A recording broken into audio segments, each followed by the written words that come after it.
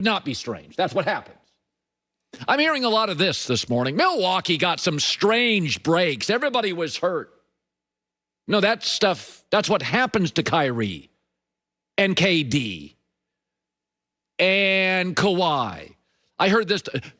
Brooklyn. I mean, if it wasn't the fact that blankety blank got hurt for Brooklyn, yeah, but they always do. KD's always hurt, and Kyrie's always hurt. And Harden came in out of shape, and they played 8 total games.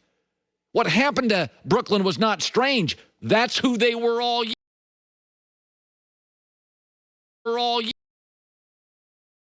Doesn't work on a shot.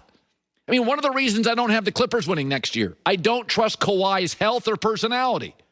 You do get credit for being big, strong, and healthy, and you do get docked for getting hurt a lot. AD and KD. Listen, Milwaukee's not a Picasso. I joked with Joy the other morning off the air. They can literally outplay you for a half and be up by 8. I mean, Drew Holiday has nights like last night he can't shoot. Chris Middleton's hot and cold. Giannis and his free throws. They have awful quarters last night in the second quarter where they look like a bottom 5 team in the league. They're not a Picasso, but they're a champion. And by the way, they didn't get every break. Giannis got hurt. They lost a starting guard right before the playoffs, Dante DiVincenzo. He averaged double digits.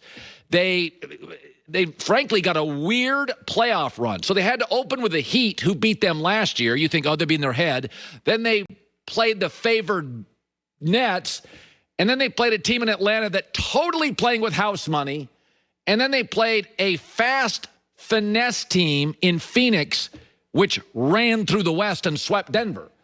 So, it was a weird playoff team of small teams and quick teams and teams with nothing to lose and teams with stars and a team that beat you last year and they lost on DiVincenzo and Giannis got hurt. And the bottom line is Milwaukee earned this thing. They stayed healthy. There was no drama. They remained coachable. You do get value. I picked Milwaukee to win 2 months ago. Joy is my witness, and I said 2 reasons why. Number 1, there'll be no pressure because we've dismissed them. And number 2 is none of their guys get hurt. And in a condensed season, we were watching everybody get hurt. And I thought, well, Embiid will probably get hurt, and AD will probably get hurt, and Kawhi will probably get hurt, and then even Donovan Mitchell got hurt, and Jamal Murray got hurt, and pretty soon you looked up and Milwaukee wasn't hurt. Because of the hard work and effort of Giannis, when he did get hurt, his body miraculously rebounded in 48 hours. So I don't want to hear about Brooklyn. If I had to live all year with Brooklyn talk. Oh, if Brooklyn was healthy. They're not. That's not who they are. The whole season they played 8 games together. Kyrie wasn't healthy in college. He wasn't healthy in Cleveland. He wasn't always healthy in Boston. He wasn't healthy in Brooklyn. That's who he is. Harden, a little bit of a vagabond, came in out of shape. And KD, as much as I like him, was coming off a major injury. You had to bake in he probably wouldn't play every game this year. Joy Taylor with the news. No. Turn on the news.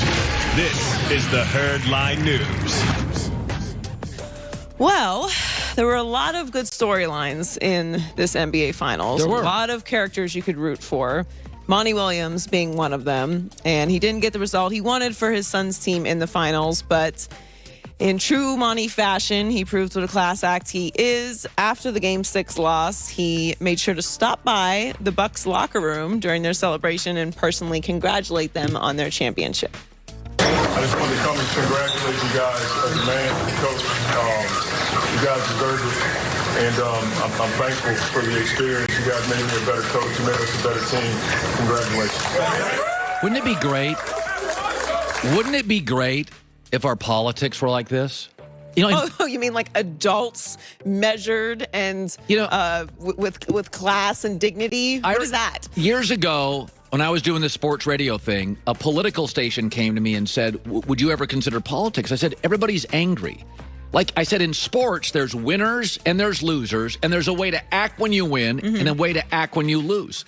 In America today, you lose an election. Oh, I mean, it can't be. Cheaters. Both sides, by the way, over the last 15 years. It's like sports so often does it right. Like Phoenix lost and did it right. Well, I mean, why do you put kids in sports when they're younger, even if they're not the best athlete. For a little exercise, sure, but sports teaches you certain values that you use throughout your life, like hard work pays off. If you practice really hard, you will play better. If you work on a specific skill, you will get better at it. If you lose, that's okay. Sometimes you're going to lose in life. How do you handle those losses? Do you kick and scream and throw a fit and call the other team cheaters? Or do you get up and dust yourself off and work harder? Like, there's values that you can learn in sports. Monty is, I mean, they were raving about him on the broadcast last night, and rightfully so. He's just one of those guys who has put in the work throughout his career. He's made incredible relationships, and he's also a great coach. Like, being a good person has extreme value, obviously, but he's also a great coach. What he's done with the Suns is remarkable. He's been there for 2 seasons. The year before he got there, the team's record was 19-63. He improved them to 34-39 and just missed the playoffs, going 8-0 in the bubble. And this year they're in the finals in Game 6. In the last 2 years, I've been disappointed on both sides of the political aisle with so many adults. It's remarkable how often our young kids in sports, in crisis, act with such refinement and class. Like in America the last 2 years, adults are embarrassing. And I continue to go to these Super Bowls and March Madness and our basketball players and our football players, and I'm just like, thank God we have sports. This fabric where you have to give and be coachable and admit defeat. And you've got to work with people from different places in the world. And you fail all the time. Backgrounds. You fail, and when you fail, you can't make excuses. That's not what you do in a team. It's like, there's a reason. For years and years, I watched television in America. I could never understand why everybody didn't watch sports. Everything was scripted. So you'd watch television, everything's scripted. And I can remember when I was young, like a teenager, thinking, it's the only thing you watch. You have no idea how it's going to turn out. And by the way, there's not a set time it's going to end. It could go into extra innings. It can go into overtime. Now, 30 years later from when I thought that, the only thing keeping the lights on broadcast television is sports. We finally figured out this is what it's all about. And Hollywood couldn't script these endings because you wouldn't believe it. You wouldn't believe that Giannis, who failed and failed. So many critics, myself included, I'm like, they haven't arrived yet. Like, why are they contenders? They haven't won anything yet. If you did, he has a hole in his game, and he goes out and makes his free throws like that last night.